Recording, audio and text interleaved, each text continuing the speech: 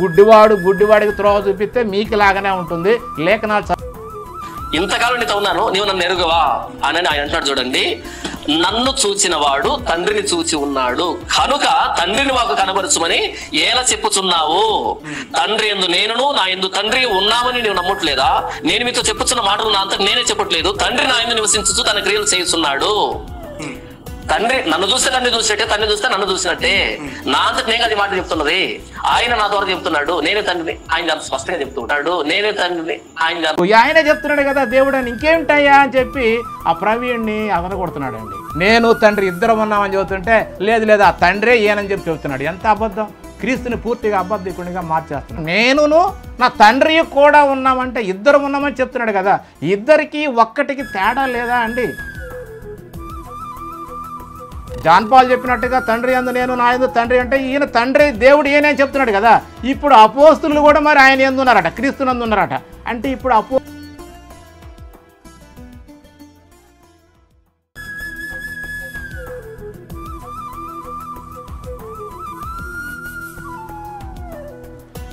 సకల ఆశీర్వాదములకు కారణభూతుడైనటువంటి దేవునికి, మన ప్రభు అయినటువంటి యేసుక్రీస్తు యొక్క తండ్రి అయిన దేవునికి వేలాది స్తుతులు స్తోత్రములు. అలాగే ఆన్లైన్ ద్వారా వాక్యాన్ని చూస్తున్నటువంటి దేవుని పిల్లలందరికీ ప్రభు అయినటువంటి యేసుక్రీస్తు నామములో నా శుభములు, వందనాలు. ఈ దినము లేఖనాల్లో నుంచి అపార్థం చేయబడినటువంటి ఒక మాటను లేఖనాల నుంచి చూద్దాము. ఎందుకంటే నేను ఈ మధ్యకాలంలో ఒక డిబేట్ చూశాను. అదేమిటంటే ఎక్స్ క్రిస్టియన్ ప్రవీణ్ అలాగనే జాన్ పాల్ వీళ్ళిద్దరూ ఒక డిబేట్ చేశారు.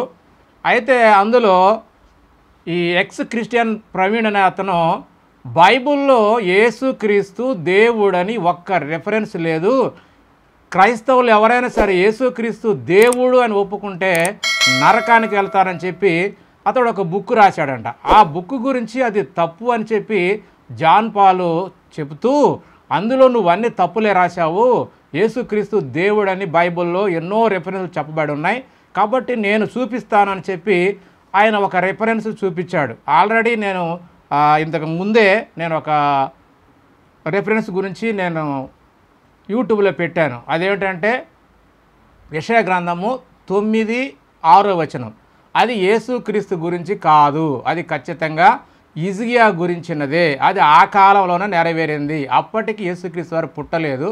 ఆ వాక్యం చెప్పేసరికే అప్పుడే పుట్టి ఉన్నటువంటి హిజ్కియా గురించి మాత్రమే చెప్పబడింది. అది భౌతిక సంబంధమైన రాజ్యం గురించి అని చెప్పి నేను చక్కగా దాన్ని వివరించాను. మరి అది లింక్ ఇస్తాను, అది చూడండి.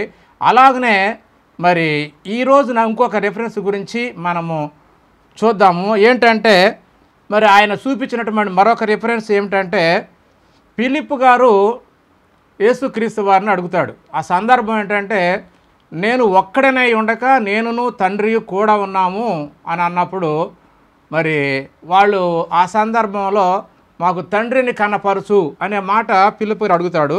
ఆ మాట చదువుదాం మనం. యోహాను సువార్త 14:8-10 చదువుకుందాము.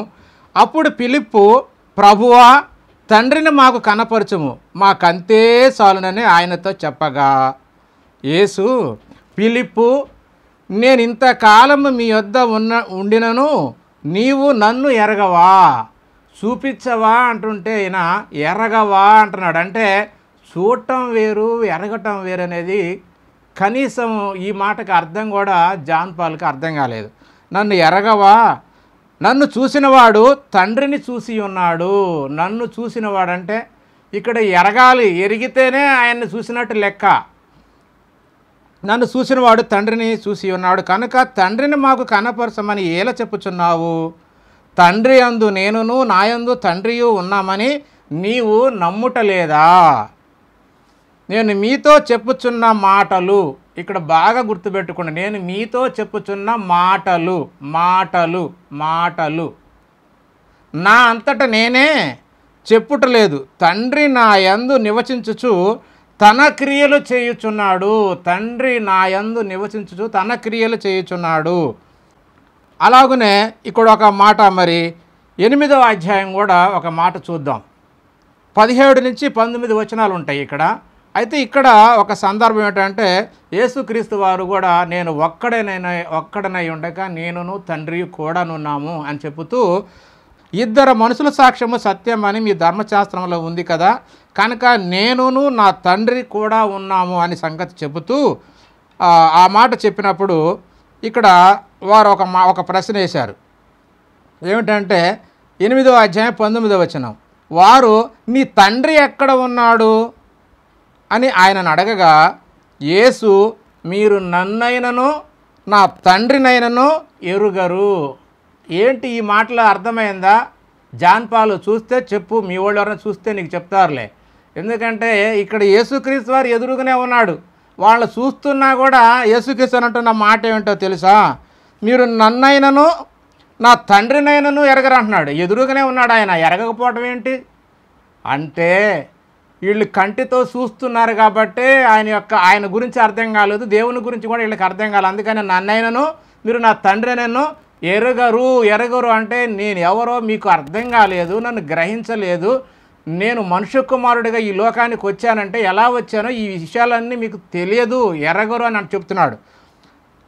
కాబట్టి నన్ను ఎరిగి ఉంటిరా అంటే నా గురించి మీకు సంపూర్ణంగా అర్థమైతే నా తండ్రిని కూడా ఎరిగి ఉందరు. నేను అర్థమైతే నా తండ్రి మీకు అర్థమవుతాడు. ఎందుకంటే ఆయన ఆత్మ కనుక ముందు నన్ను ఎరగాలి మీరు. నేను మీ కంటికి కనపడుతున్న శరీర ప్రకారంగా, కానీ నా తండ్రిని ఎవ్వరు చూడలేరు ఎందుకంటే ఆయన ఆత్మ కనుక. కాబట్టి ముందు నన్ను ఎరగండి, నన్ను ఎరిగితే మీకు తండ్రి అర్థమవుతాడని సంగతి చెప్తున్నాడు తప్ప వేరే ఉద్దేశం కాదు.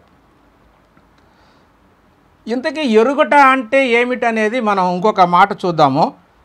యోహాను సువార్త 17వ అధ్యాయం 3వ వచనంలో యేసుక్రీస్తు వారు కూడా ఒక మాట చెప్పాడు, అది చూద్దాం. అద్వితీయ సత్యదేవుడైన నిన్నును నీవు పంపిన యేసుక్రీస్తును ఎరుగుటయే నిత్య జీవము. అంటే తండ్రి అయిన దేవుణ్ణి ఎరగాలి, ఆయన పంపించినటువంటి యేసుక్రీస్తు వారు ఎవరు అని ఎరిగితేనే మనకు నిత్య జీవం దొరుకుతుందన్న సంగతిని ఇక్కడ యేసుక్రీస్తు వారు దేవునికి ప్రార్థన చేస్తూ చెప్తున్నటువంటి మాట. కాబట్టి ప్రియమైనటువంటి దేవుని వాళ్ళారా, మనకి ఇక్కడ జాన్ పాల్ గారికి చక్కగా ఈ మాట అర్థం కాలేదని ఖచ్చితంగా చెప్పవచ్చు. ఎందుకంటే క్రీస్తు మాటలో ఎరుగుట అంటే ఏమిటో అర్థం కాలేదు. ఇక్కడ క్రీస్తు చెప్పుచున్నది నా తండ్రి ఆత్మై ఉన్నాడు, నా తండ్రి ఆత్మై ఉన్నాడు, ఆయనను కంటితో చూడటం కుదరదు, ఆయన క్రియలను శక్తిని ఎరగాలి. దేవుని తెలుసుకోవాలంటే ఆయన శక్తిని క్రియలను ఎరగాలి. ఎందుకంటే గాలిని మనం చూస్తాం కదా, గాలి కనపడుతుందా? గాలి కనపడదు, కానీ ఉంది. ఆ గాలి మనకు తగిలినప్పుడు ఆ ఫీలింగ్ మనకు అర్థమవుతుంది. మనిషిగా ఉన్న ఎవరికైనా సరే గాలి కంటికి కనిపించదు, కానీ ఆ గాలికి ఒక శక్తి ఉంది, దానికి ఒక ప్రభావం ఉంది. కాబట్టి ఆ గాలి మనకు తగిలినప్పుడు దాన్ని గ్రహిస్తాం. తగిలినప్పుడు అబ్బా చల్లటి గాలి వస్తుందిరా, అబ్బో ఇంత వేడిగా ఉందా అని మనం ఆ గాలిని తగిలినప్పుడు దాన్ని వర్ణిస్తాం. అలా దేవుణ్ణి కూడా ఆయన యొక్క శక్తిని గ్రహించాలి, కానీ కంటితో చూస్తానంటే కుదరదు, ఎరగాలి అన్న సంగతిని ఇక్కడ ఆయనను ఆయన క్రియలను శక్తిని ఎరగాలి, గ్రహించాలి అంటున్నాడు. పరిపూర్ణమైన ఆయన మహత్యమును శక్తిని మరి క్రియల వలన అంటే పనుల వలన గ్రహించాలి, కానీ కంటితో ఆ శక్తిని చూడలేము. ఎందుకంటే మోషే గారు కూడా తండ్రి నేను నిన్ను చూస్తాను, నాకు నిన్ను కనపరుచుకో అంటే ఆయన అంటాడు మోషే నన్ను చూసిన నరుడు బతకుడు అని. కాబట్టి ఈ మాటలను బట్టి మనకు అర్థం కావాల్సింది ఏంటంటే తండ్రిని చూడటం కుదరదు అని చెప్పడం కొరకే యేసుక్రీస్తు వారు ఈ మాటలన్నీ కూడా చెప్తున్నాడు. ఆయన శక్తి నాలో ఉండి ఈ క్రియలన్నీ నా ద్వారా చేయిస్తున్నాడు. నా అంతట నేను ఈ క్రియలు చేయలేను, ఈ క్రియలు చేయలేని చెప్పి 14వ అధ్యాయం 10వ వచనంలో ఆల్రెడీ ముందుగానే చెప్పాడు.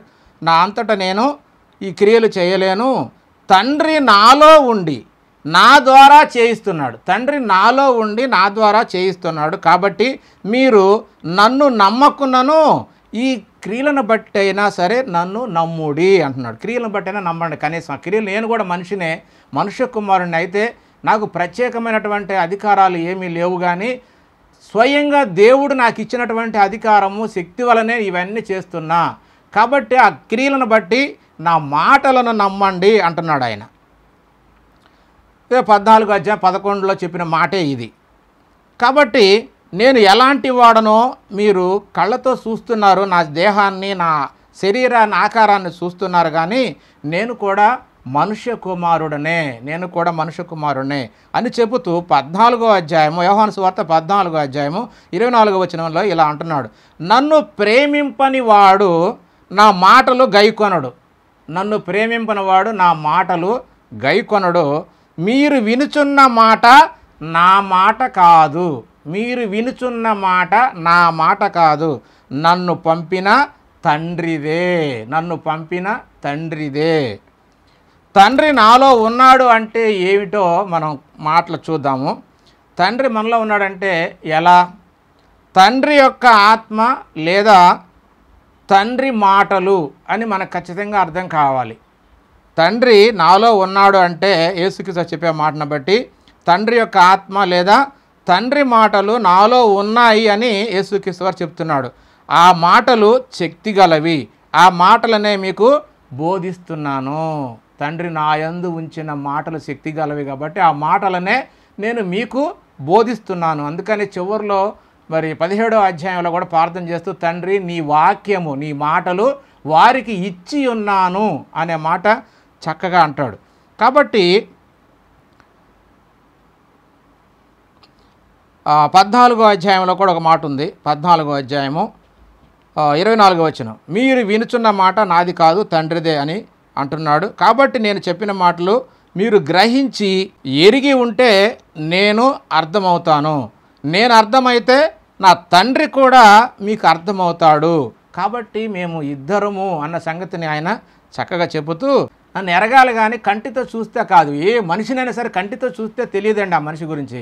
ఖచ్చితంగా ఆ మనిషిని యొక్క మాటలు, అతను నడిచే విధానము అవన్నీ మనం చూస్తేనే, అట్లా చూడంగానే ఏ మనిషి మనకు అర్థం కాడు. ఆ మనిషిని గ్రహించడానికి కొంత సమయం పడుతుంది. ఆ వ్యక్తిత్వం, అతని మాటలు, అతని క్రియలు, అతని ఆలోచన, అతని నడవడి అవన్నిటిని చూసి పరిశీలనగా తెలుసుకున్నప్పుడు మాత్రమే ఆ మనిషి గురించి పరిపూర్ణంగా మనకు తెలుస్తుంది.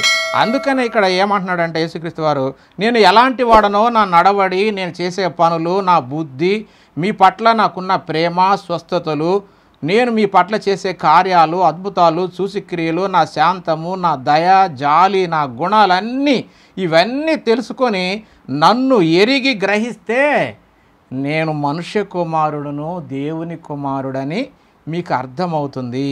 నా గుణాలన్నీ కూడా, అంటే ఆయన గుణాలు, అంటే దేవుని గుణాలన్నీ కూడా నాలో ఉన్నాయి కనుక నన్ను చూస్తే నా తండ్రిని చూసినట్టే అన్నాడే తప్ప నేనే దేవుడినని కానీ నేనే తండ్రిని కాదండి. ఇక్కడ ఏంటంటే మనం జనరల్గా మన పిల్లలు చాలామంది వారి తండ్రి పోలికలో ఉంటారండి చాలామంది పిల్లలు. కాబట్టి తండ్రి పోలికలో ఉన్నటువంటి కుమారుడు వాళ్ళ బంధువుల దగ్గరికి వెళ్ళినప్పుడు వాళ్ళు ఏమంటారంటే, అబ్బా అచ్చు అయ్యనోట్లో నుంచి దిగిపడ్డావురా, నిన్ను చూస్తే మీ అయ్యను చూసినట్టే ఉంది అని అంటారు కదండి.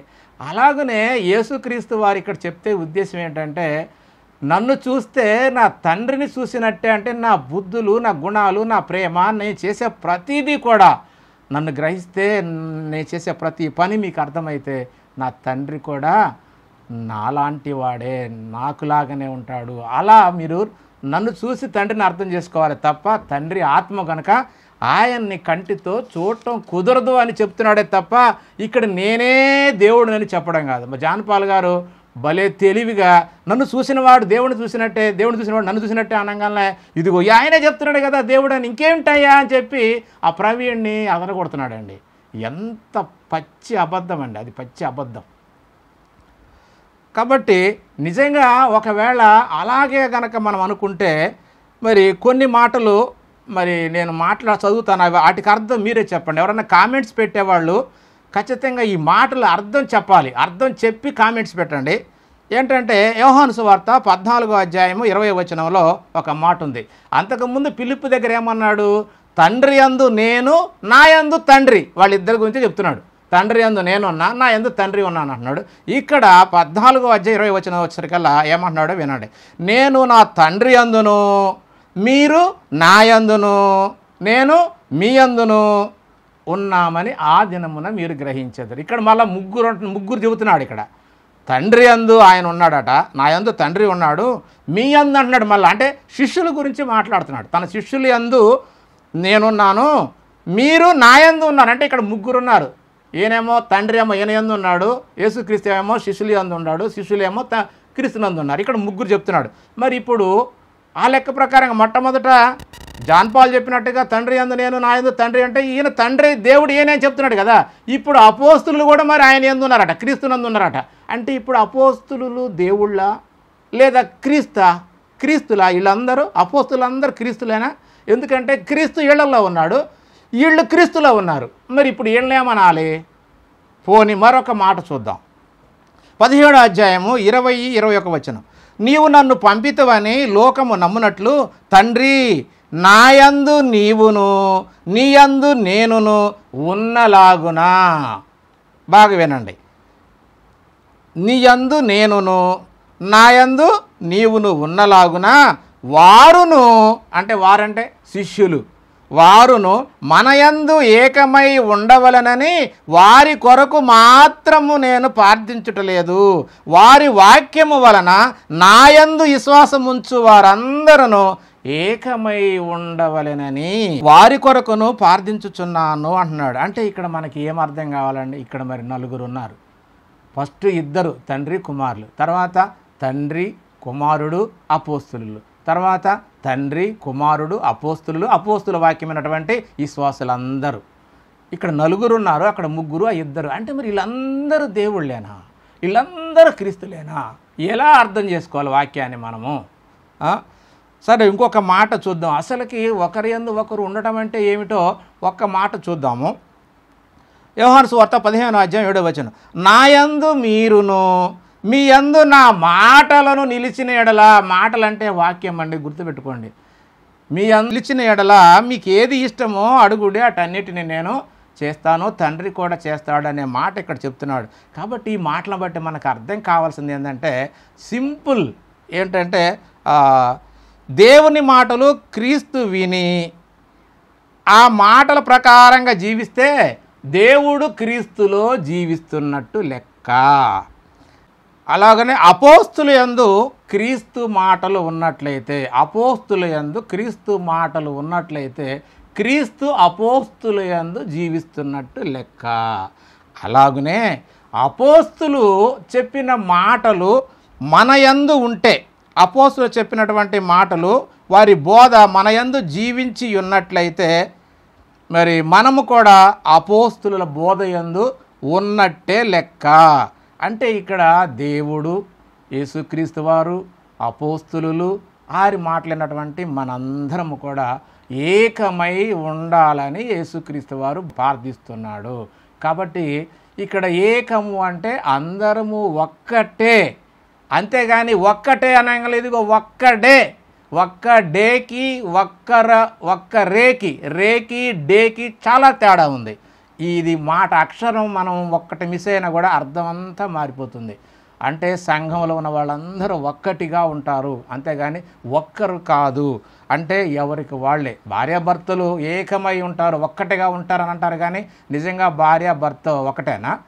భార్య శరీరం భార్యకే ఉంది, భర్త శరీరం భర్తకే ఉంది. అయితే దేవుని సంకల్పంలో పిల్లల్ని కనడానికి ఒక కుటుంబ వ్యవస్థలో వాళ్ళిద్దరు ఏకమై ఒక్కటిగా ఉంటారు, అంతే తప్ప ఇద్దరు ఒక్కటే కానీ ఒక్కరు కాదు అనేది అర్థం కావాలి.